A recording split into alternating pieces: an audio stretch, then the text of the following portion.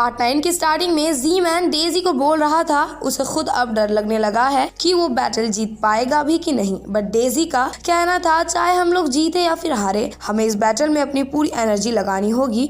और इतना बोल के डेजी खाना बनाने के लिए चली जाती है। तभी जी मैन वहाँ जनरल को बुला के अपनी नई प्लान के बारे में बताता है और उस प्लान को सीक्रेट रखने को भी बोलता है। और इधर हम लोग सारे गार्ड्स को देखते हैं जहाँ उन्हें किसी चीज की बहुत अच्छी स्मेल आती है और हमें पता चलता है ये स्मेल तो डेजी के खाने की है और डेजी उन्हें अपना खाना सर्व करती है और वो लोग उसके खाने की तारीफ करते हैं। तभी वहाँ जी मैन आता है और डेजी उसे भी अपना खाना सर्व करती है। तो जी मैन बोलता है मेरे पास एक प्लान है पर मैं उसके बारे में तुम्हें नहीं बताऊंगी, बस इतना समझो कि हम जीत जाएंगे। और ये सुन के डेजी उसे इस प्लान के बारे में पूछने लगती है बट जी मैन बताने से साफ इनकार करता है। और नेक्स्ट सीन में हम लोग जी मैन और उसके गार्ड्स को गॉडेस ट्राइब के एरिया में देखते हैं जहाँ जी मैन के गार्ड उनमें आक्रमण कर देते हैं और दोनों ओपोनेंट के बीच में डिशुम स्टार्ट हो जाती है। और जी मैन अपने गार्ड्स को एक कोहरे वाले पहाड़ के पास लेकर आ जाता है और उन सबको इस कोहरे में छिपने को बोलता है और गॉडेस ट्राइब के गार्ड्स उनका पीछा करते हुए यहाँ तक आ जाते हैं। और कोहरा रहने की वजह से कुछ गार्ड्स पहाड़ के नीचे से गिर जाते हैं और हम जी मैन को और उसके गार्ड्स को देखते हैं जो पहाड़ के नीचे एक रस्सी को पकड़ के छुपे हुए थे। और गॉडेस ट्राइब का जनरल 2 गार्ड्स को वहाँ पहरा देने के लिए रख वहाँ से सबके साथ चला जाता है और उन लोगों के जाते ही जी मैन के गार्ड्स उन दोनों पहरा देने वाले आदमियों को मार डालते हैं और फिर सारे लोग पहाड़ से ऊपर आ जाते हैं। और इधर हम लोग डेजी को देखते हैं जो जी मैन से मिलने के लिए आई थी बट गार्ड्स उसे अंदर नहीं जाने देते। तभी उसे कुछ गार्ड्स के मुंह से जी मैन के आज के कांड के बारे में पता चलता है और वो गार्ड्स को हटा के जी मैन के रूम के अंदर आ जाती है बट जी मैन तो वहाँ था ही नहीं। और ये देख के डेजी को उसकी चिंता होने लगती है और वो मन में बोलती है जी मैन तुम्हें जिंदा रहना होगा, हमने साथ में वादा किया था कि हम दोनों साथ साथ मरेंगे। और फिर हमारी डेजी उसी कोहरे वाले पहाड़ में पहुंच जाती है और जोर जोर से जी मैन का नाम लेने लगती है और उसके इस चिल्लाने की वजह से पहाड़ की आत्मा की नींद खुल जाती है। तो डेजी बोलती है क्या आपने जी मैन को देखा है, मैं उसे बहुत ज्यादा ही प्यार करती हूँ, अगर वो जिंदा होगा तो मैं नहीं मरूंगी लेकिन अगर वो मर जाएगा तो मैं जिंदा नहीं रह पाऊंगी। और सुन के पहाड़ की आत्मा उसे जी मैन किधर गया है उस रास्ते के बारे में बताता है और डेजी उस रास्ते में आकर जी मैन का नाम लेके चिल्लाने लगती है।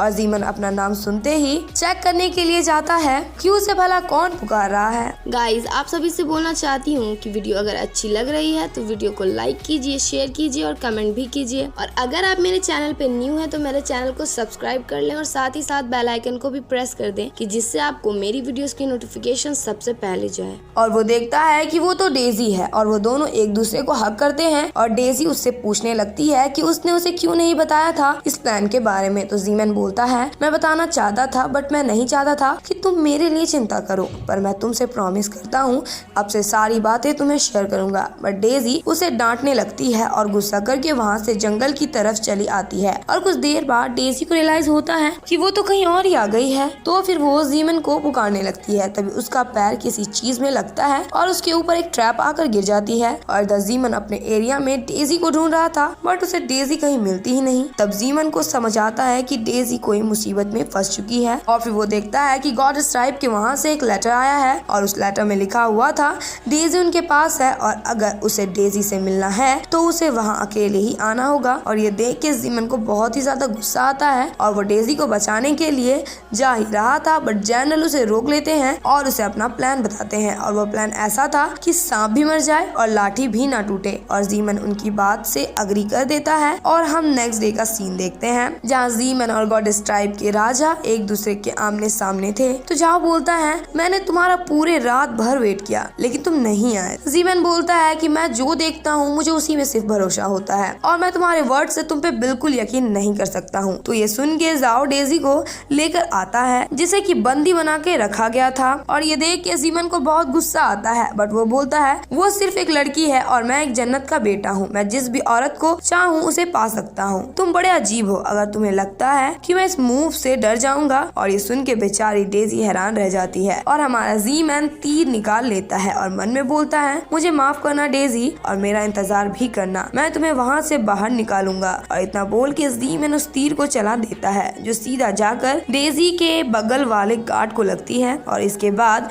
उन सब का वार स्टार्ट हो जाता है और उस राउंड में जी मैन का ग्रुप जीतता है बट जी जीमन डेजी को छुड़ा नहीं पाता और जीमन इस बात से बहुत अपसेट था। जहाँ उसके पास चाव आता है और जीमन उसे बताता है वो और वेट नहीं कर सकता, वो डेजी को आज ही रिफ्यूज करने जाएगा। मैंने सब कुछ अरेंज कर दिया है और अगर कुछ होता भी है तो मैं अपना राज तुम्हारे जैसे सोल्जर के हाथ छोड़कर जा रहा हूँ, तो अब मुझे इस बात की कोई चिंता नहीं है। और शाओ भी जीमन के साथ जाना चाहता था बट जीमन इससे साफ मना करता है और हम जीमन को देखते हैं जो अपने लुक बदल के गॉड स्ट्राइप के एरिया में चला जाता है। बट अंदर जाने से पहले उसके कुछ गार्ड से फाइट हो जाती है जिस वजह से उसे एक तीर भी लग जाती है। और इधर हम लोग धर्मा को देखते हैं जो डेजी को जीमन के लिए भड़का रही थी बट डेजी उसे साफ शब्दों में बोल देती है कि ये ट्रिक उसमें काम नहीं आएगी। और ये सुन के धर्मा उसे मारने के लिए आगे बढ़ती है बट जीमन आकर धर्मा को ही मार के उल्टा देता है और डेजी को छुड़ा लेता है और वो दोनों जंगल की तरफ जाते हैं जहाँ जीमन अपनी चोट की वजह से जमीन में गिर जाता है। तो डेजी उसे उठाती है और जीमन उसे छोड़ के जाने को बोलता है बट डेजी इससे अग्री नहीं करती। तो जीमन उसे बोलता है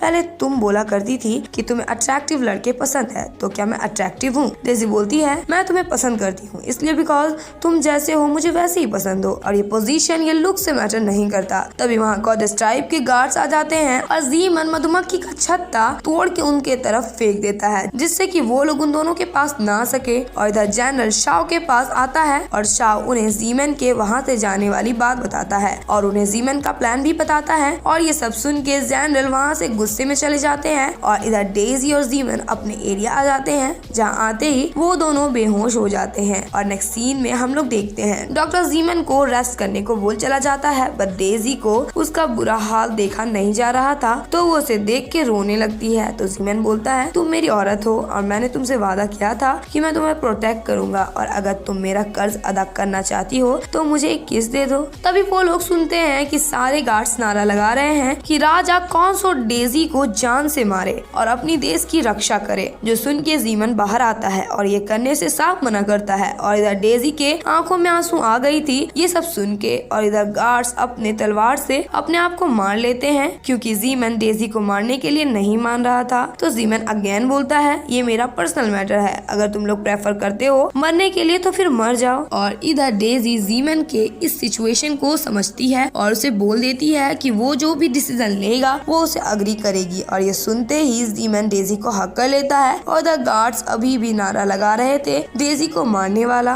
और इधर डेजी और जीमन एक दूसरे को देखते देखते सो जाते हैं और हम अचानक से डेजी को एक जगह में देखते हैं जहाँ धर्मा आकर उसे बताती है वो गुड स्ट्राइप की लीडर है। जो सुन के डेजी हैरान हो जाती है और उसे इस मैटर के बारे में पूछने भी लगती है। तो धर्मा उसे बताती है किंग शांग का बेटा वू गैंग को ही शांग की लीडर ने किडनैप कर लिया था। तो गैंग ने भी डिसाइड किया कि वो ही शांग की बेटी को वहाँ से निकलने के लिए यूज करेगा और धीरे धीरे गैंग बहुत ही बुरा बनते गया और उसने जी शांग की बेटी को मार डाला जिसने स्काई डीमन के लोगों को बहुत ही हिट किया। और जब न्यू बॉर्न बच्चे पैदा हुए तो उन्हें धरती में भेज दिया गया और उन बच्चों में से एक बच्ची डेजी आप भी थी। और न्यू बॉर्न बच्चे को मरने के लिए बार बार हमारे राज्य में आक्रमण किया जाता था और मैं सबको बचा भी नहीं पा रही। तो मैं हे शांग की कब्र में गई और उनसे रिक्वेस्ट किया मदद करने के लिए। उन्होंने एक साइन दिया और वो साइन था एक डेजी का फूल और इसी साइन की वजह से डेजी को गुड स्ट्राइप की चीफ बना दिया जाता है।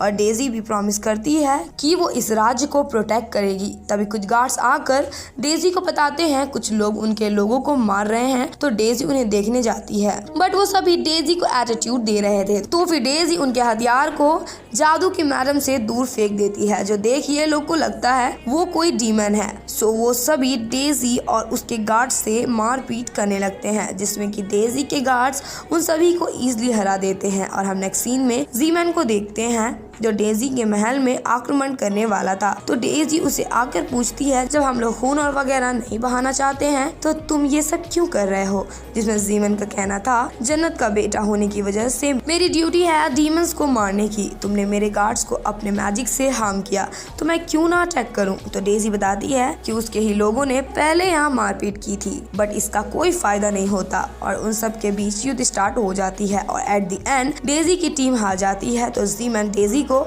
ऑफर देता है कि अगर वो अपने घुटनों में बैठ के उससे माफी मांगेगी तो उसे नहीं मारा जाएगा। पर डेजी उसे साफ बोल देती है कि ये तो उसके सपने में ही हो सकता है। तभी वहाँ पे बहुत सारे चमगादड़ आके जीमन के टीम के ऊपर हल्ला बोल देते हैं और डेजी को कोई चीज आकर लगती है जिससे कि वो बेहोश हो जाती है और धर्मा उसे वहाँ से उठाकर लेकर जाती है। और नेक्स्ट सीन में जब डेजी की आँख खुलती है तो धर्मा उसे एक प्लान देती है। जीमन को हराने का प्लान था ये कि डेजी को जीमन के सपने में जाकर उसे हराना होगा, बट इस चीज की एक कंडीशन भी थी और कंडीशन ये थी कि एक बार जो भी सपने में जाएगा वो अपनी याददाश्त वहाँ जाकर भूल जाएगा। बट डेजी उसे ये मैजिक उस पर करने को बोलती है और धर्मा वैसे ही करती है और डेजी सपने में चली जाती है जहाँ हमें वही सब कहानी दिखाई जाती है जो शुरुआत के पार्ट से बताई गई थी, जीमन और डेजी की लव स्टोरी। और प्रेजेंट टाइम में डेजी ये सब मानने के लिए साफ इनकार करती है, पर धर्मा बोलती है कि आपको याद है कि आप रेस्टोरेंट से पहले क्या करती थी, आपको अपने पेरेंट्स को लेकर कुछ याद है, जो डेजी के बारे में आप सोचती हो वो डेजी एग्जिस्ट ही नहीं करती है, हम लोग सक्सेस हो गए हैं इसलिए आपकी नींद खुल गई